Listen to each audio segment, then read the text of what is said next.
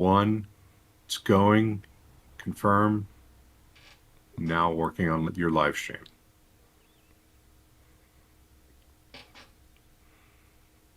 Hey everyone, welcome back to Fast Charging with Bear and Brian. I'm Bear. I'm Brian. And this is our 5th episode where we're going to talk about all things EV. And we've got quite a show for you today. We've got several things that we're going to be talking about, some real exciting stuff, for depending on your point of view, of course. And then we've got some other stuff, new EVs, and things about Tesla, things about Nikola, a little bit of Lucid hate going on that we're going to talk about. So, you pretty excited about this episode, Brian? I'm so excited, super excited. First, we got to ask in the chat, make sure to give us a thumbs up if you can hear us. And if you can't hear us, give us 2 thumbs up. I think that's how it works. Yeah. It does. It does. Yeah. So, I've got you in my chat. Howdy, gang. Who's ready for the magic? Hey, can you hear me, Brian? Can you hear me? I know you can hear me. You're locked. I can't. I'm sorry. I'm just reading the captions. Good thing. Mm-hmm. What language? Spanish. I'm trying to develop my Spanish skills. Very good. You should, because you never know when you're going to be stuck down in Mexico and you need to. Muy bueno. You got any feedback from anyone? Stuck in Mexico. Yep. Nope. It all looks good. Good. Lockbird says he's present, but I'm not sure when he put that up. Yeah. We've already got comments about the CyberWhistle. Why don't we just jump into it? About the what? The CyberWhistle. The $50 CyberWhistle. Yeah, yes, that we just saw. Yeah. Well, let's jump into it. How many are you going to order?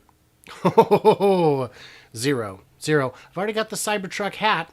No one's impressed. Yeah, I don't know. In a whistle, I think they'd be less impressed because what are you going to do? Take it out and just blow it? What do you think it sounds like? Odd. If it's Cybertruck shaped, it's gonna sound weird.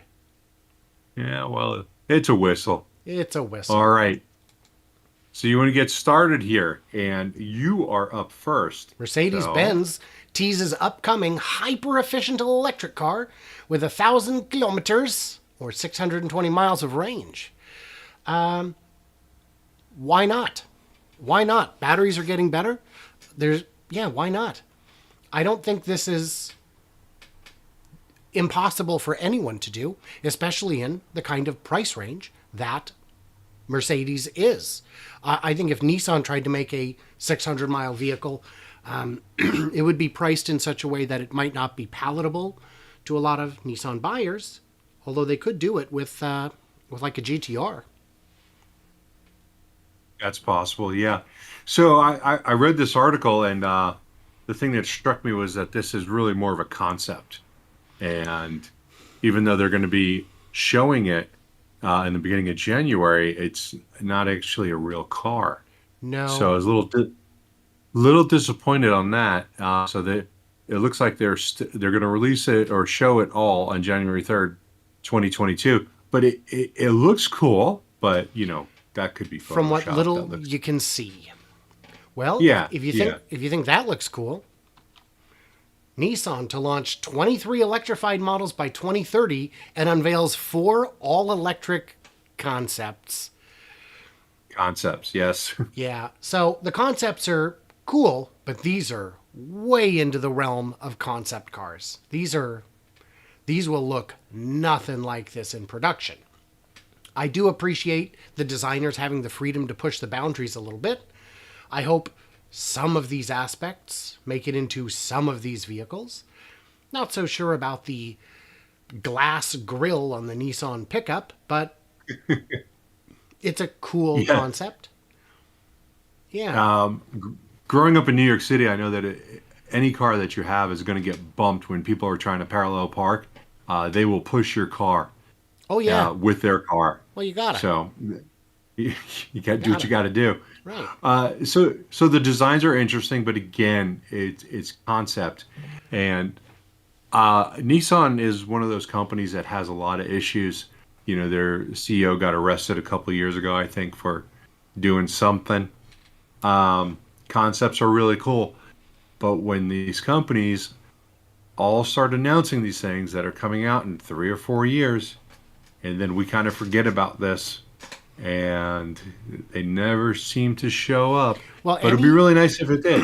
any CEO who announces something that will be definitely real after they're expected to depart, it's not real. It's not real. Yeah. It's kicking the can. And Yeah, with Nissan having been first to the game with the all-electric Leaf being quite popular at the time, I was convinced that they were for real, and then they just dropped the ball. yeah, they really did. What do you think about the names of these concepts? They're going with an out kind of concept: chill out, max out, surf out, hang out. None of them will stick. None of them will stick. None of them will. These cars probably won't see the light of day. Yeah. But they talked a lot about lowering the cost of energy to $75 per kilowatt, and I know that they talked about some of the things that are in our next article. Yes. You want to go over to that one? Well, sure. Is it the Nissan to invest $17.6 billion in EV development over the next 5 years? So this is, to me, a really good example of the strengths of companies like Tesla and Lucid, where they didn't spend $17 billion to develop their cars. No, they didn't. They proved that they were a lot more agile and nimble and scrappy. If you gave any company $17.6 billion to develop an EV, it's going to happen.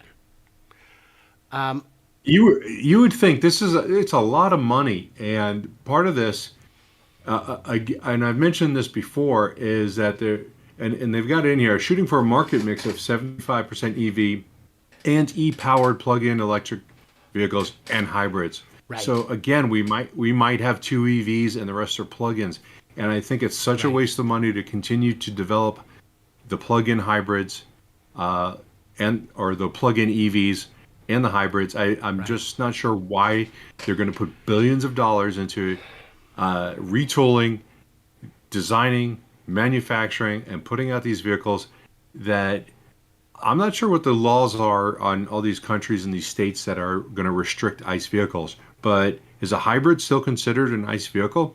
For most, Can you sell this? So in Europe, I think they're pushing for straight EVs, although I know BMW is not interested in pure EVs, but that may be beyond their control. But in the US, plug-in hybrids often qualify for the subsidies and discounts and whatnot and rebates. Yeah. Well, here in Arizona, they do not qualify for the alternative fuel plate anymore. They used to. And what that gets you is access to the HOV lane plus your tags. Arizona's tags are extremely expensive, but if you have a full EV, it goes down to almost nothing. And you can register the car for 5 years at a time for about $150. Wow. Otherwise, like my Cadillac, the last ICE vehicle I had, which was an Escalade, the tags were, and it was 2 years old, and it goes down each year, but it was $1,500 a year. Wow. So having an EV drops it dramatically. In Washington, we go the other direction. If you have an EV, we charge you more on your tabs. Because you're not paying gas tax, my friend. But you're not using gas. I understand the whole logic behind that is that the gas tax is used to pay for the roads and you're still using the road. So I do get that. But I've also seen the proposals come out that were extremely unfair as far as the EVs. I think there was one in Texas where the EVs are going to end up paying twice as much as somebody might if they had a nice vehicle. Right. Yeah. Yeah. And more importantly, most of the gas taxes don't go to roads necessarily, and they certainly don't go to the state's road budget. So putting that on there, taking 100% or more of what the taxes would have been for yourself when it used to be divided is pretty shady. But we're spending too much time on It's all this. shady. We're spending too much time. We need to move on to the Yeah. Well, we had one last one on Nissan. last one on Nissan. Yeah, it was the batteries that they're developing are supposed to be solid state batteries. So apparently they think that they've solved it or they're going to solve it in the next couple of years. So when I read this, I realized that they're really just hoping that they can do this because it's not something that's been done yet. And certainly It- nowhere close to $75 a kilowatt hour. That would Yeah. be, oh my gosh, if Nissan's got this, spin off that division today because it's going to be worth Yeah. a fortune. But you're right. Yeah, if something but is not they coming don't out have it. until 2028, which is by the end of March of 2029. yeah, very hard to predict that. So Yeah. Yeah, that's a long time out, man. my That's a BS flag is flying high on that one. Do you want to address some topic? questions before we move on to one of Oh the bigger yeah, stories? sure, sure. Let's take a look. I want to send out a thank you to Mark for that $3 super chat. We appreciate it. Let's see, Lockbert, hyper efficient or big battery? If we're talking about the Nissan, who knows? Yeah. It's vaporware. Oh no, I think maybe that's in reference to the Mercedes getting 600 miles. Yeah. Considering it's a few oh, years that's out, right. That was hyper efficient. That's what considering they were it's a saying on few that years one. out, it would be a few things. It would be smaller than Lucid, so the same batteries will get you more range. It'll be ultra sleek, very low drag coefficient. It'll be the next generation of batteries, and it'll be a big pack. That's my prediction because you can do it today with that technology. It's just not cost effective, but that's not as big of an obstacle for Mercedes, and especially in a couple of years. Paul says, hit the like button if you haven't already. And a reminder for the new folks, this is simulcast on My Tesla Weekend And Bear's Workshop. and Bear's Workshop. We are trailblazing innovators. We do things different. We like to make things needlessly complicated for fun. Oh, and it is. And it is. Yeah. So I don't care. What do you think is going to happen with Nikola stock when they make their first delivery? Probably nothing, to be honest with really? you. I don't think much is going to happen. I know Lucid, once they started making their deliveries, their stock shot up.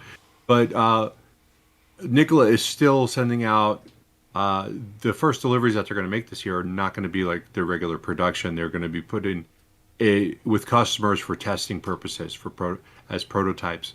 So I don't see too much going on there. I know the stock's dropped a lot this week, and it could come back from that with some delivery announcements, but they're not doing the big fanfare like Tesla did and Lucid did and Rivian did, even though Rivian only delivered to their own employees and then stopped. But that's a whole nother story, isn't it? It is, but bear in mind that's what Tesla did at Giga Shanghai as well. It was their 2019 deliveries went to employees, and then 2020 went to customers.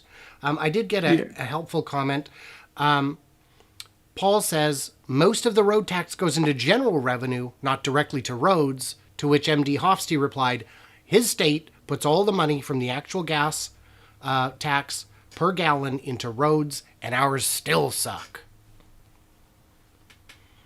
Yeah, in Arizona, that high tax that they have is supposed to go into the roads. I'm sure that there's some splits in there, here and there, but our roads are always expanding and they're not bad. I've been to a lot of different cities in a lot of different states, and I've seen potholes that you could sleep in some states.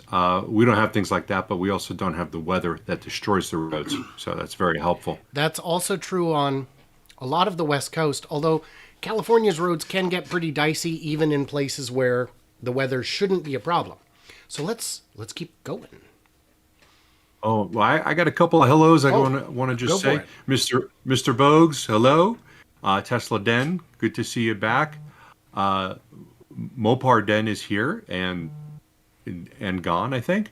Hello to Daniel. I see you're in the chat also. And let's move on.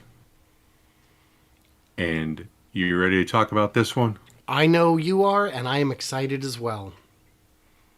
Okay, so Rivian had its first R1T towing test, and in my opinion, even though some people think this is was to be expected, I think this is worse than is actually mentioned for several reasons.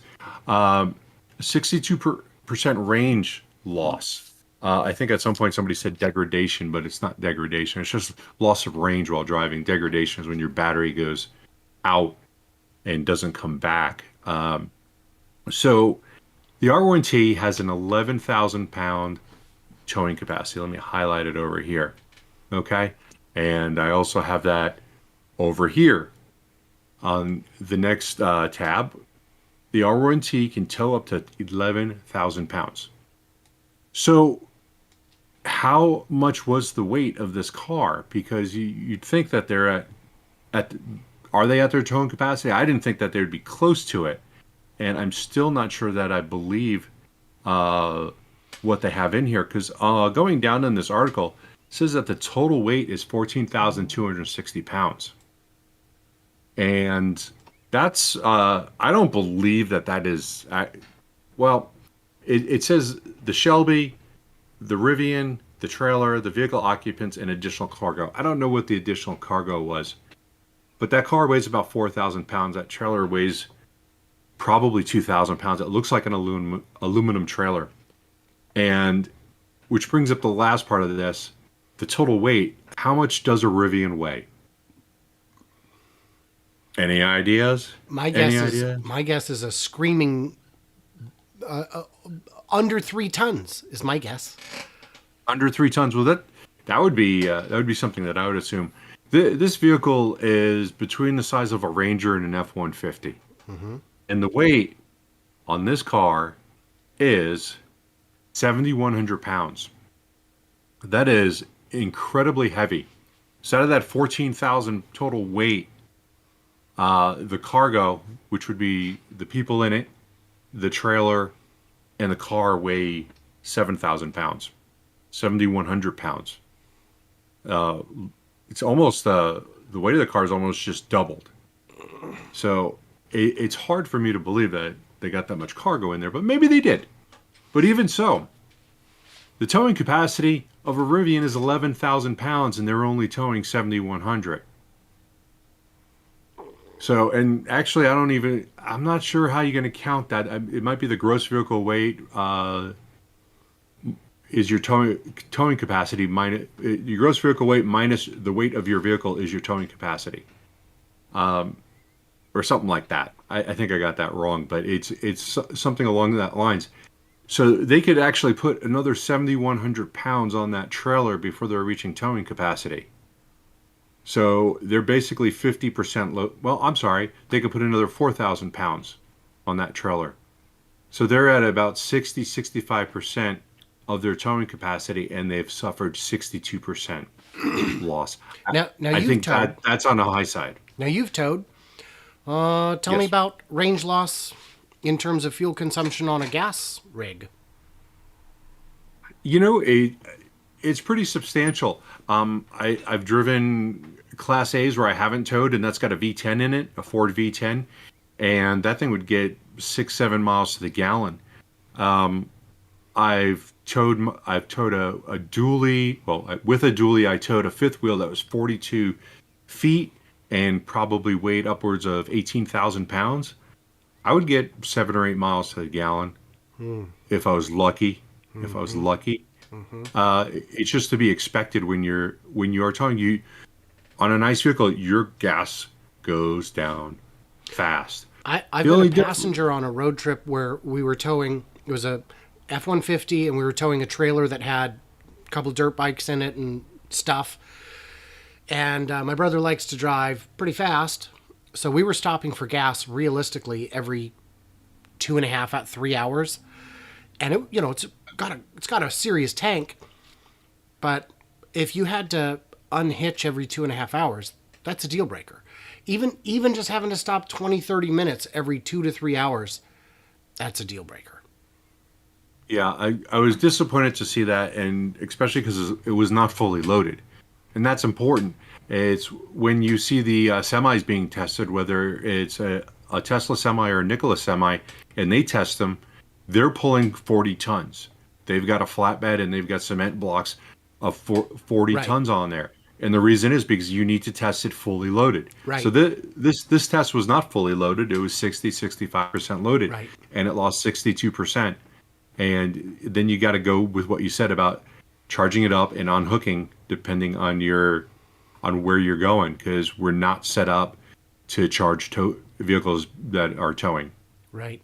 I did get an interesting comment. Engineering Explained did the math on a Model X a while back, showing it should lose 50% range when towing at its limit.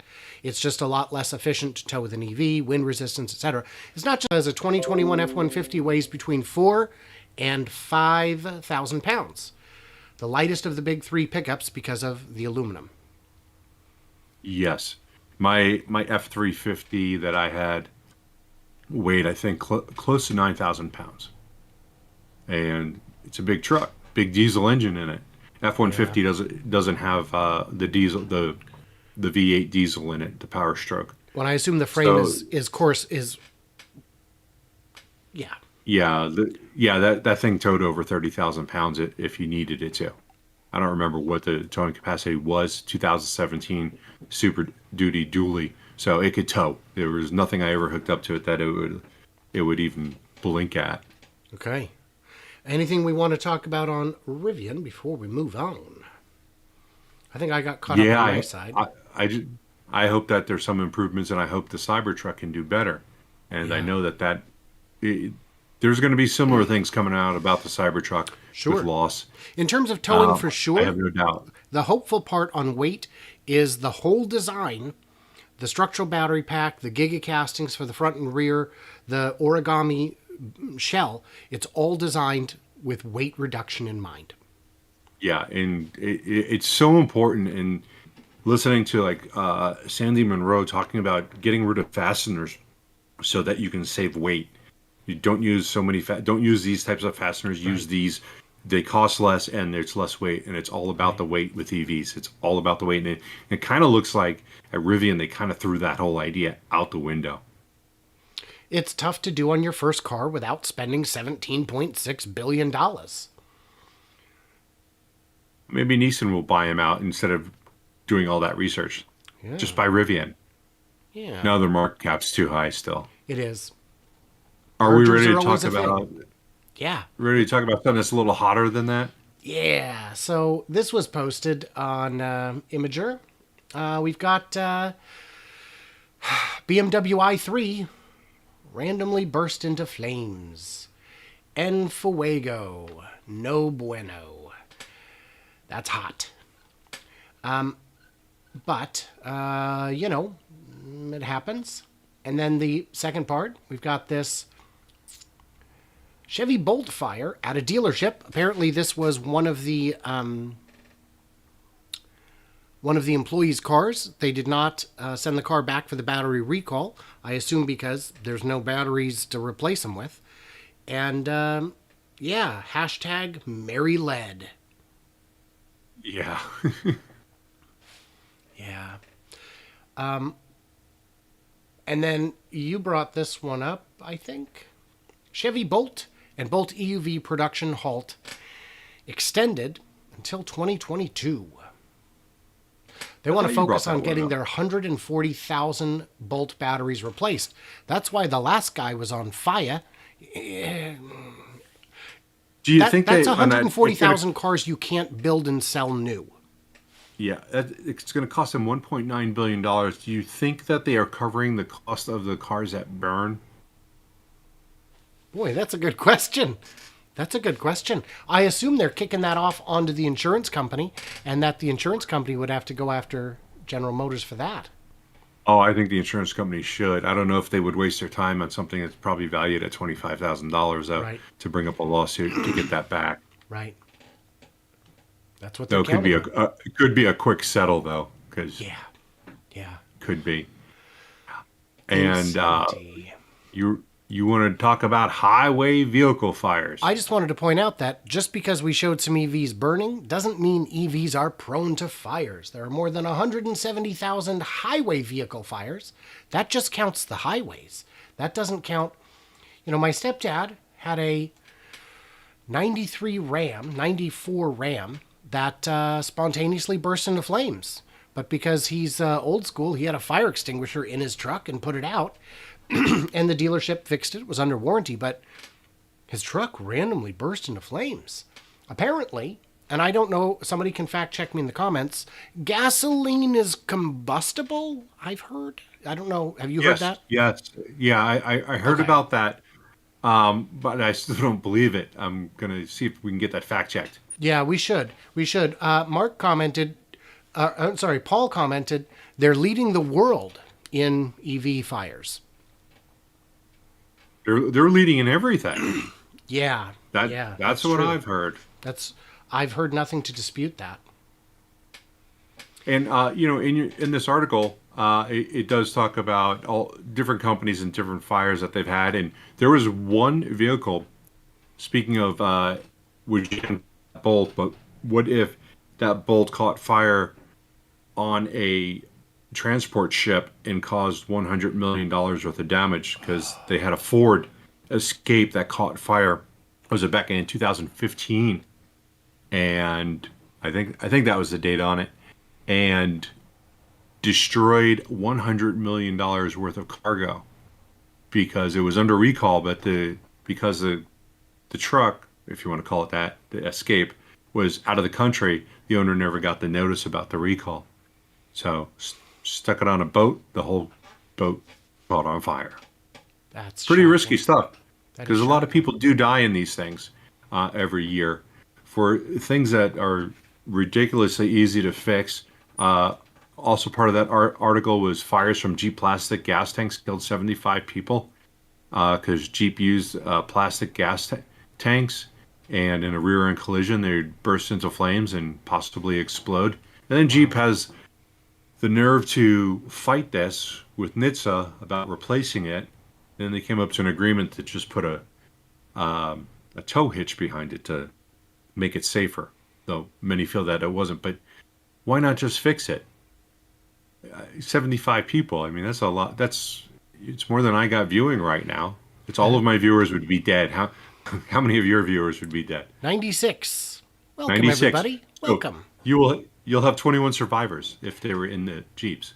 Yeah. So it's a serious issue. And the article does go on to talk about electric cars more likely to catch fire than gas-powered cars. They say that there's not enough information out there. Well, we're not seeing a lot of fires, real fires.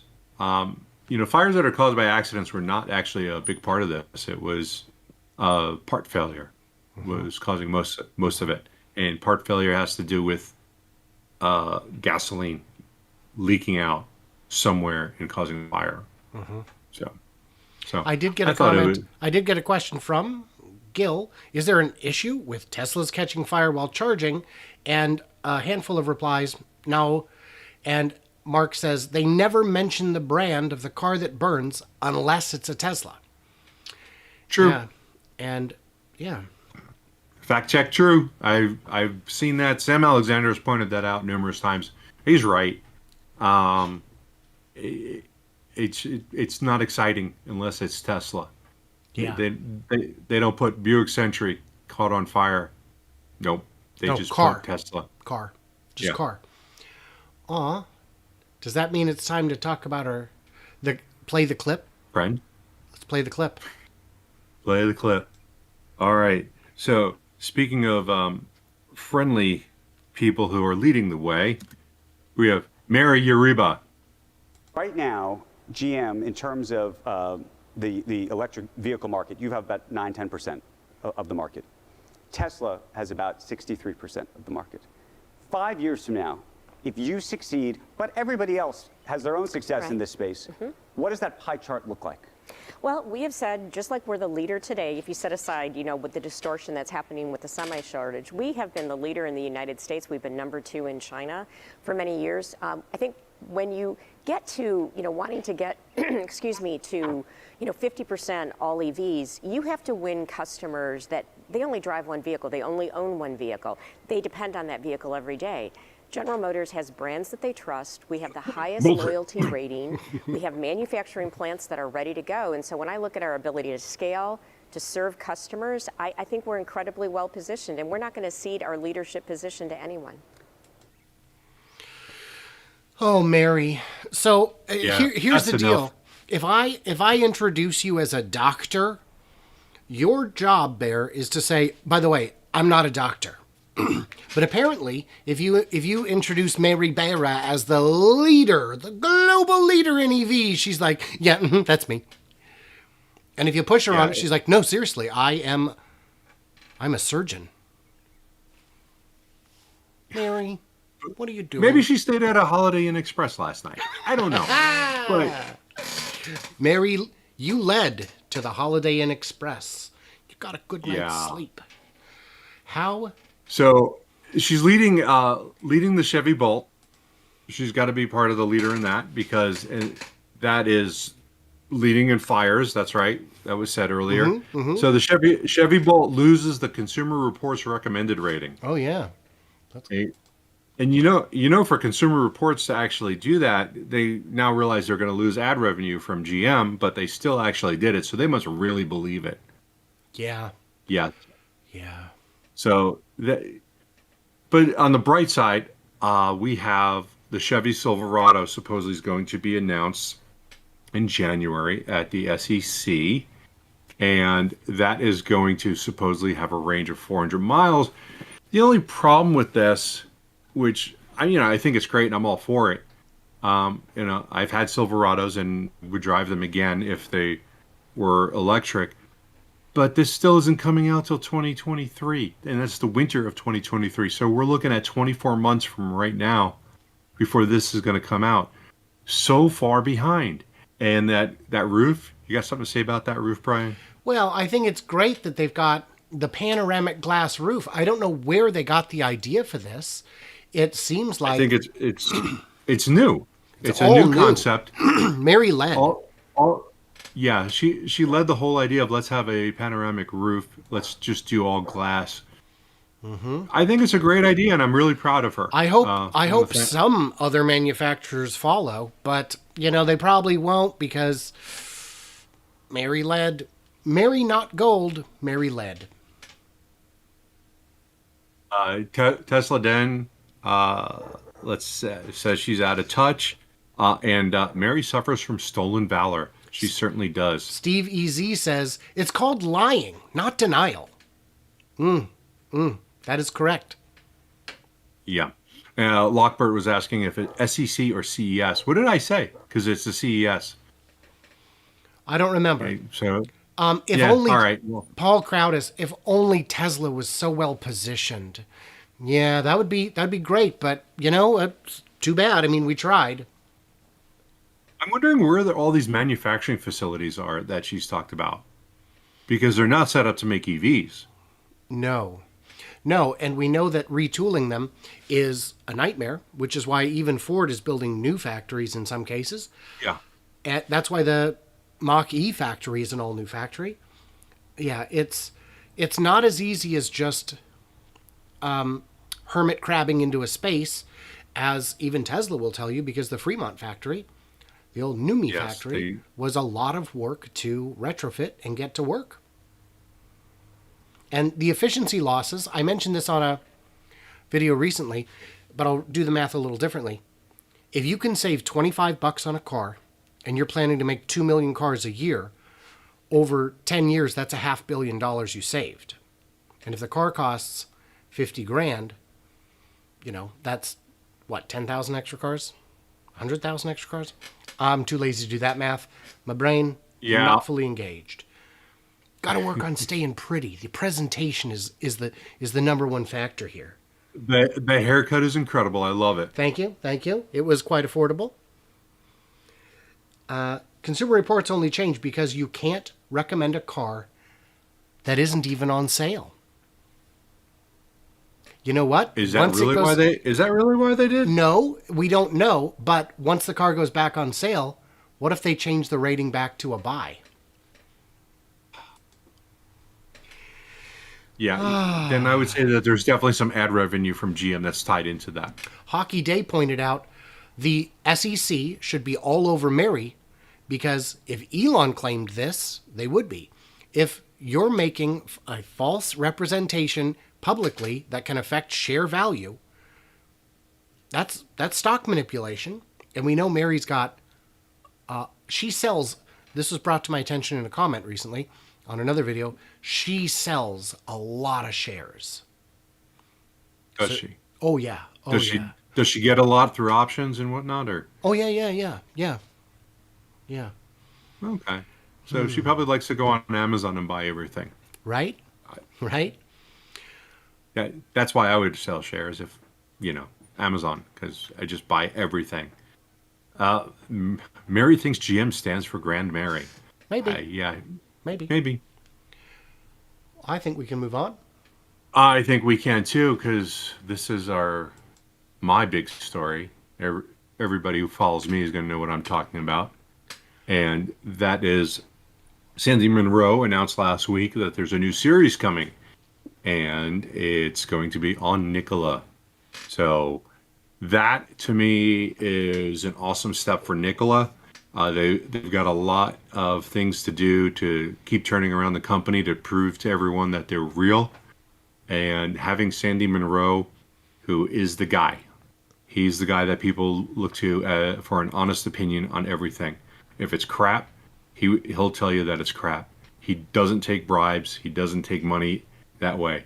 And that's part of his deal, is that he's not gonna lie and fluff things up. And he has said just the same thing in his videos. Of course, maybe he's lying.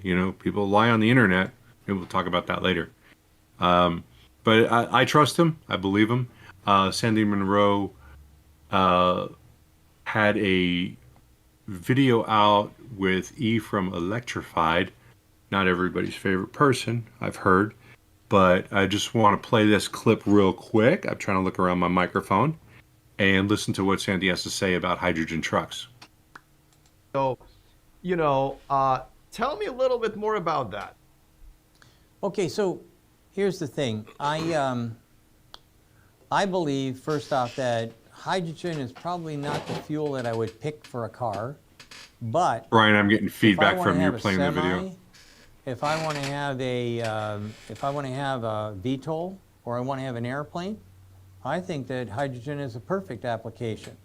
I don't think it's good for cars, simply because I think that the battery technology is going to be perfect coming up in the very near future. Even if you just look at the 4680 cells right now, I think that they're going to have a long, long future, and they bring the price down, they bring the cost down, they bring the power density up, everything about them. I'll go ahead and stop it right there. For a So it was obvious from that statement that was made 6 months ago, no, back in February, longer than that, that Sandy Munro is a fan of hydrogen for long range and for other applications like VTOL in buses and things like that. Well, maybe not buses. So he went out, and I'm just going to play this in the background without any sound. There's going to be links to all the videos, and all the web pages are down in the description. So if you guys want to look at anything that we've talked about, what we've already said and what we're going to say, feel free to look in the description. I'm sure Brian will do the same. But in this video right here, they're at the Coolidge plant, and great, we have a commercial. That's pretty awesome. And we will skip that ad. All right. So it's Christian and was it Jason, or forgot his name? Corey? Corey. Why do I get two commercials in a row? What's up with that? Okay, we're going to skip that again. All right. So this is one of the FCEVs. This is an alpha model, and Sandy was very impressed with this. He was surprised that it was an alpha. He thought it was a pre-production, and I think alpha, beta, then pre-production. Not 100% sure, but they talked about the cage that surrounds the tanks, They talked about what they did on testing those tanks and how to penetrate them in case of a crash. And they used a 308 and they shot at it. And it took a couple of shots before they could put a hole in it. A lot of what you're looking at on the back of that truck in that view right there was test equipment that was hooked up to it so that they can monitor the different things on the truck to see whether or not it's working and whether or not they got to fix, make adjustments or do something a little different. So he was very impressed with the truck. It's episode 1. I heard someone say, Jason Royce, thank you. Somebody had said that there's going to be 5 episodes on this, which is a pretty decent series. I don't know how many days he was out here. I kind of tried to figure it out. I looked for some previous video and I found out that that truck was parked in that spot November 15th. So hopefully they've done all the editing and they can just start popping them out real quick, like every other day or something. But I know there's clips where Sandy is going to be driving the trucks. He talked about another video that he drove a semi that was electric, and he was extremely impressed with it. So I have a feeling he's going to have good things to say about that. And who knows what else he's going to say. And I'm going to respect his opinion. And if he comes back and says Nikola trucks are a piece of garbage, I'm going to believe it. Well, so one thing that I know we talked about before we were on was that Sandy puts his reputation first. So he doesn't, you notice he doesn't do sponsored episodes unless it's a supplier or a manufacturer that he believes in. But my question is, and it's not clear, is what is the arrangement here? I mean, was Sandy asked to pay his own airfare and hotel and everything? Did he get no compensation? Is he a consultant? Because he does go out and do events for like Arcimoto, but he is hired by Arcimoto. They did hire not Sandy, but Munro and Associates to consult on the vehicle. So now, that I'm sure we will find out. I think he's paid. I think he's a paid consultant, but that doesn't. I don't think that he is going to be a paid consultant for someone and do videos and say, I will not say anything bad about your vehicle. Right. So I don't think he would do it if that was part of the contract. But if they hired him, that's a great move.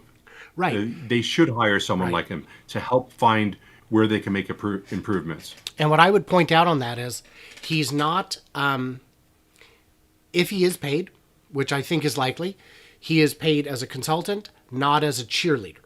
He's not a social media influencer pushing today's hottest celebrity vodka. How do I get that gig? Well, first you need a boob job, my friend. Does it have to be on me? Yes. Okay. All right. Well, I'll put that into consideration. Right. So, a quick comment is that somebody had pointed out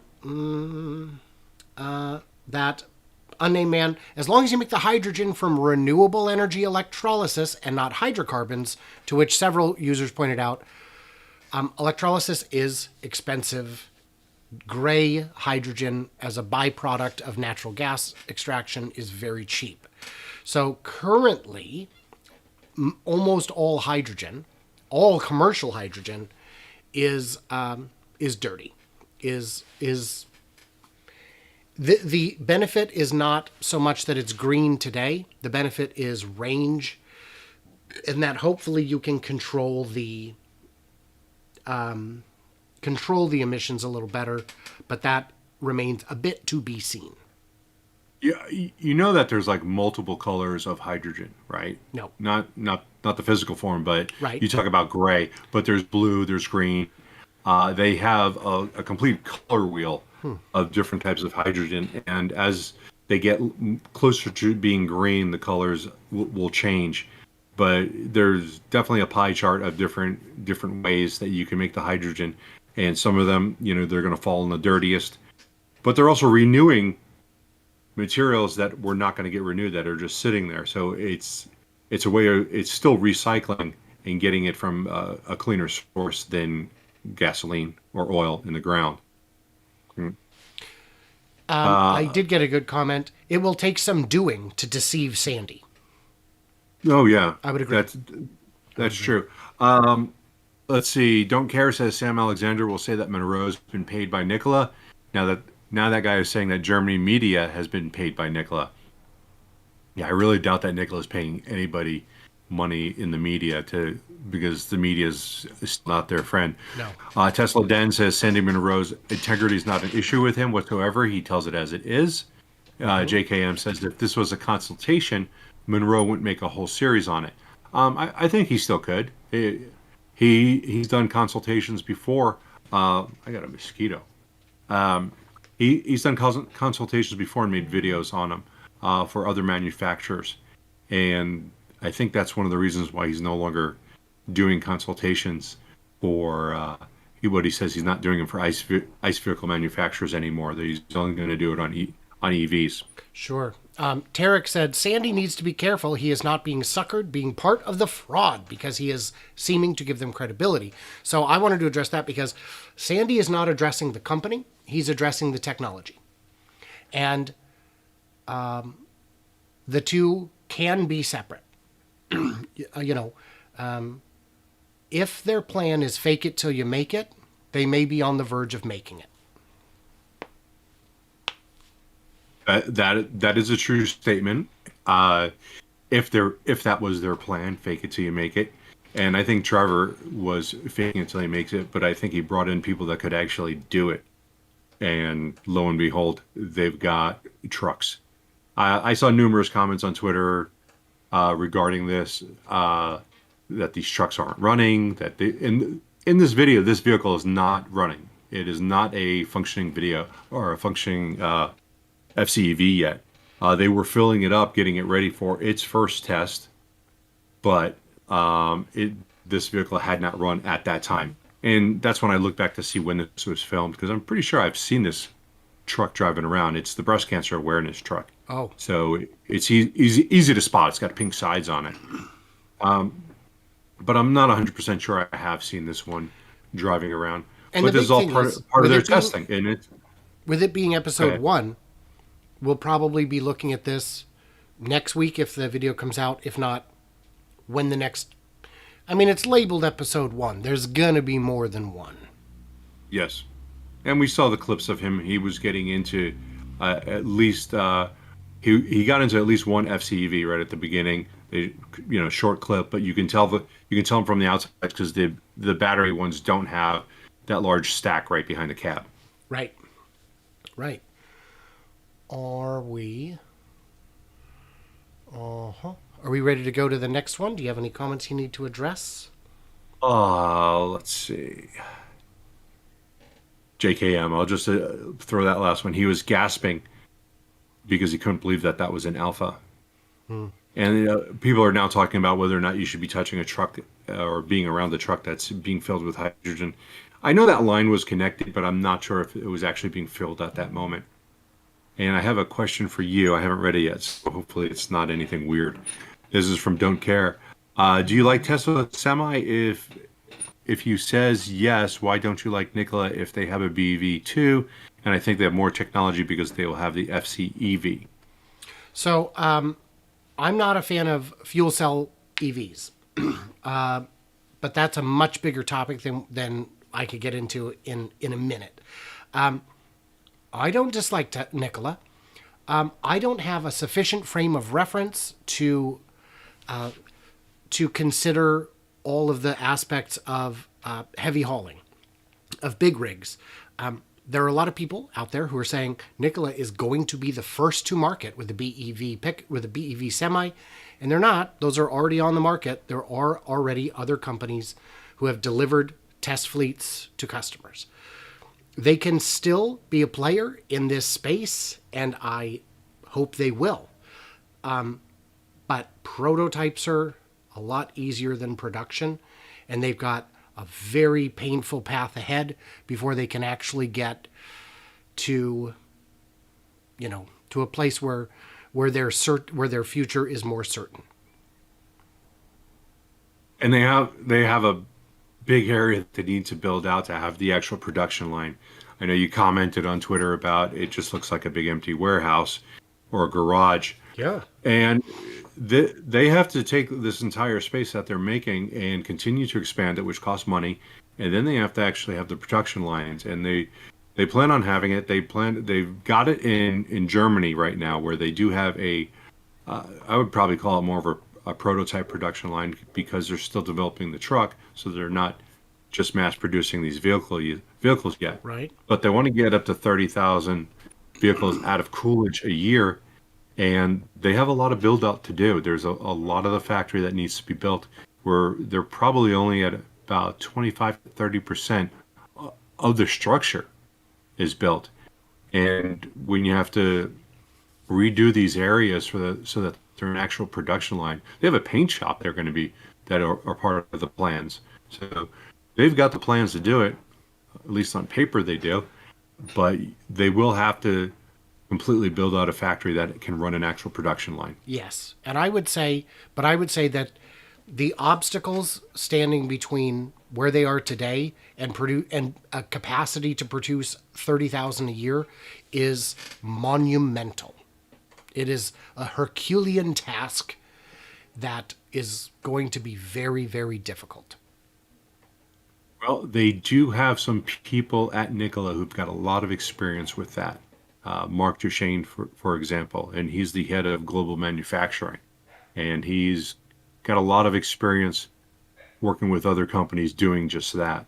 So hopefully they've got the right people and they can make everything happen the way that they want. But it's something that we're just going to have to wait and see. We're going to keep doing the flyovers every Monday, Tuesday, and Wednesday with live commentary on Monday at Bear's Workshop, and we will see how things progress. On that note, let's talk a little bit about Q3 deliveries for Tesla. So this is pretty interesting. U.S. auto sales in Q3, Toyota right at the top, not a big surprise. Ford, good. Honda, Chevy, but then you get down here, Tesla, 99,000, ahead of GMC, Lexus, and Volkswagen. They're ahead of Volkswagen in Q3. That surprised me. That tells me consumers may have a lingering distaste since Dieselgate. And you could look at that and say, well, maybe they didn't export as much as usual. Tesla North America does not export apart from the models S and X. So that's, it's huge. It's all in the numbers. Yeah, it's only getting more bigger. than more than GMC. That was the one that really got me, because GMC is the same as Chevy. It's just a slightly upgraded Chevy, whatever it is, whether it's the Tahoe and the Yukon or the Silverado and the Sierra, just a slightly upgraded with a little nicer touch on the inside, which I still think is just odd that they have the same brand producing the same thing just for brand loyalty.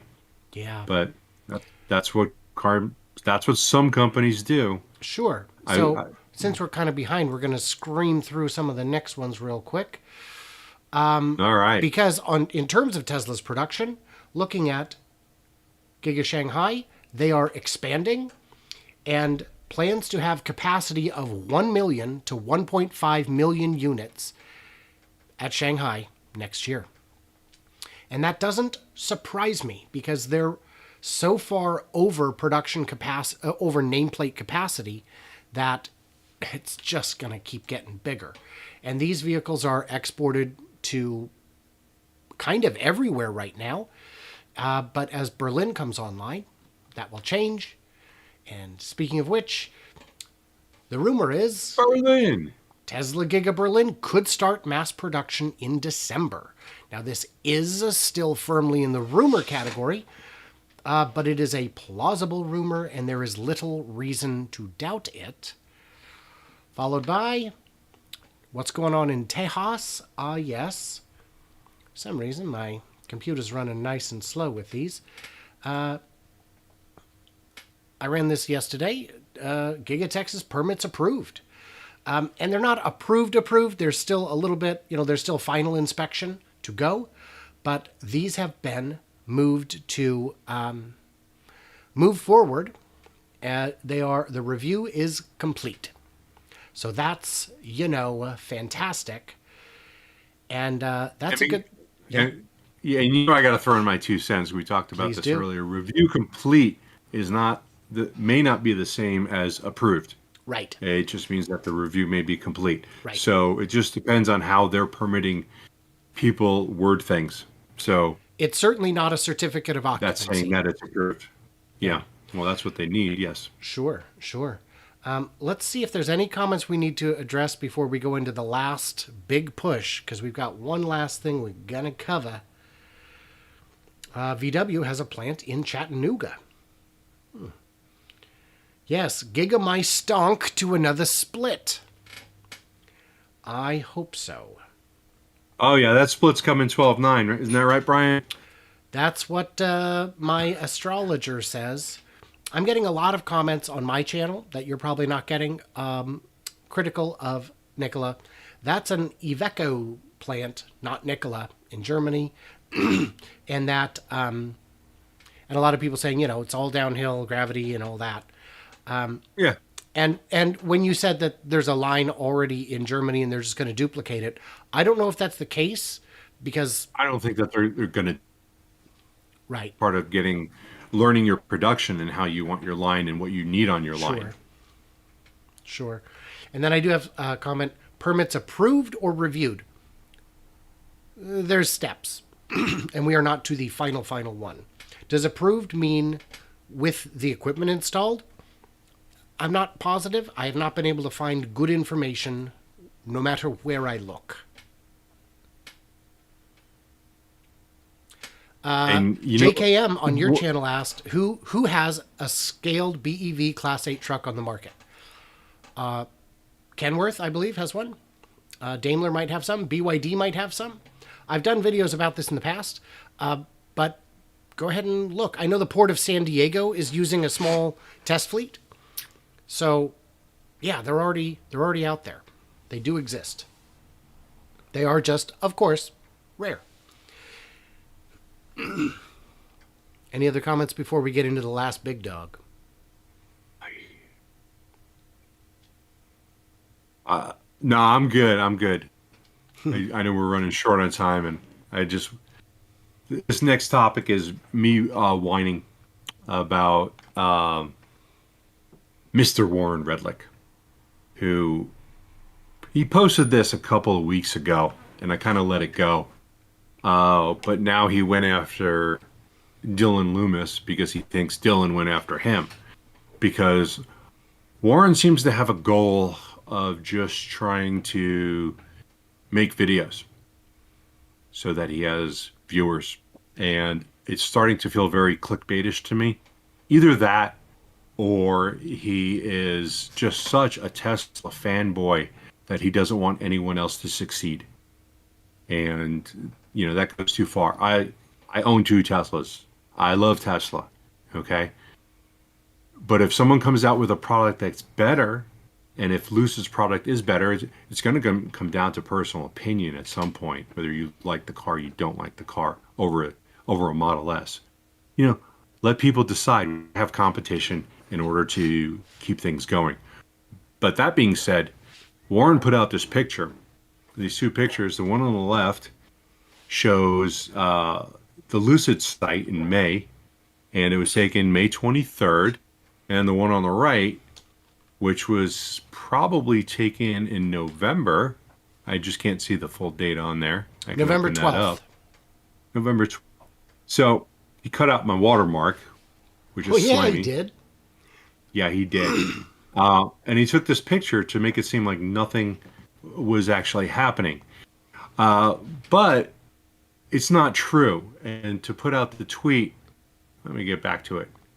To put out the tweet that actually says, here are 2 photos from Bear's workshop made in November. All they're doing is pushing dirt around. Well, Warren's watched the videos.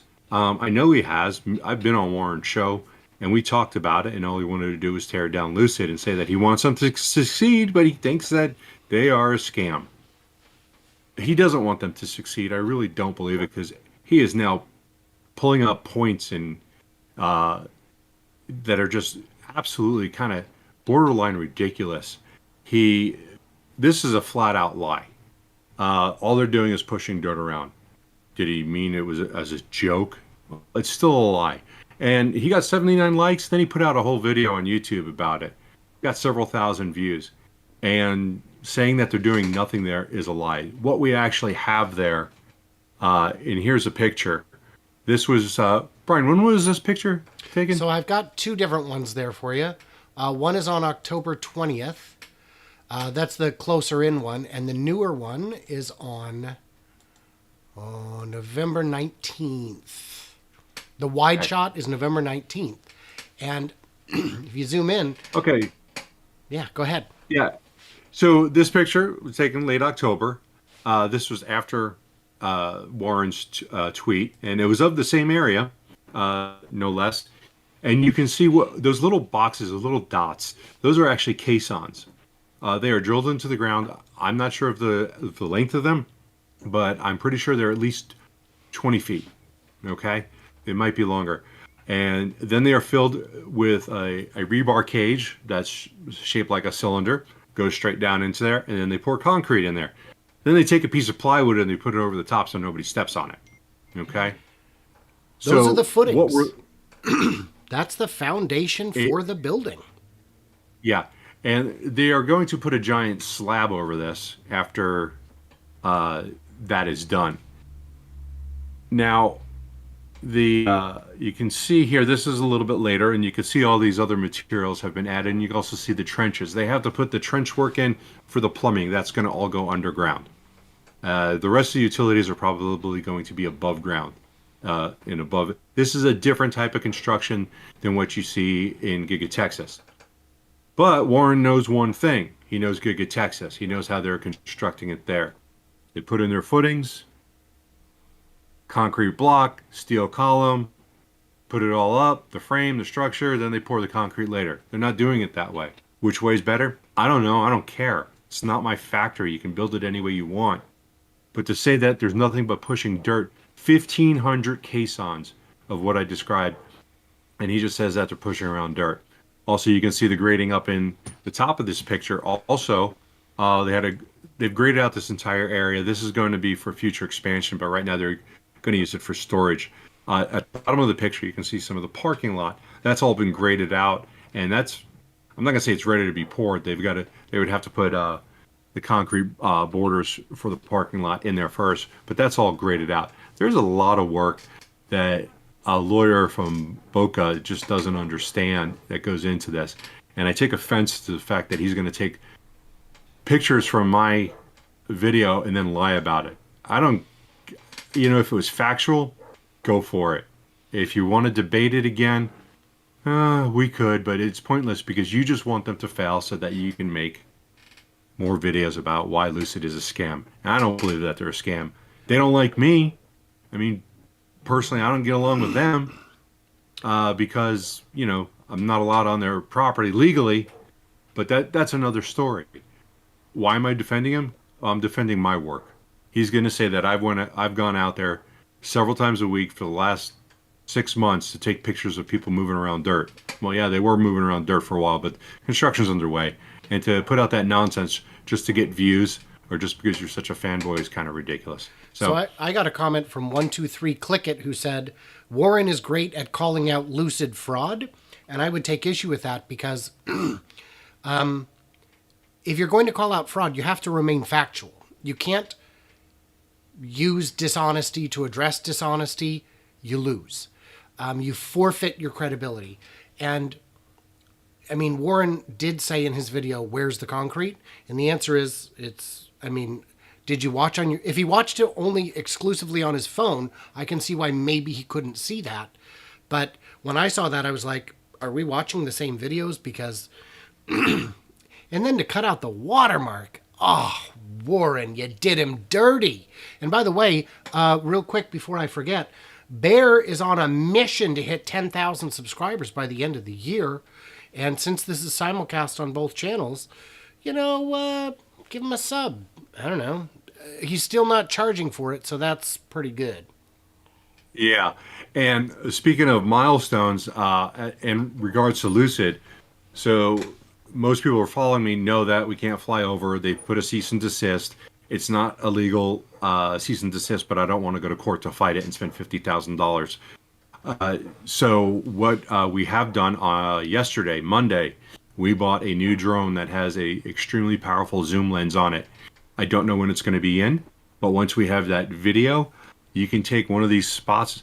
You see that what I'm circling right there? It's hard to see what it is. I'm looking.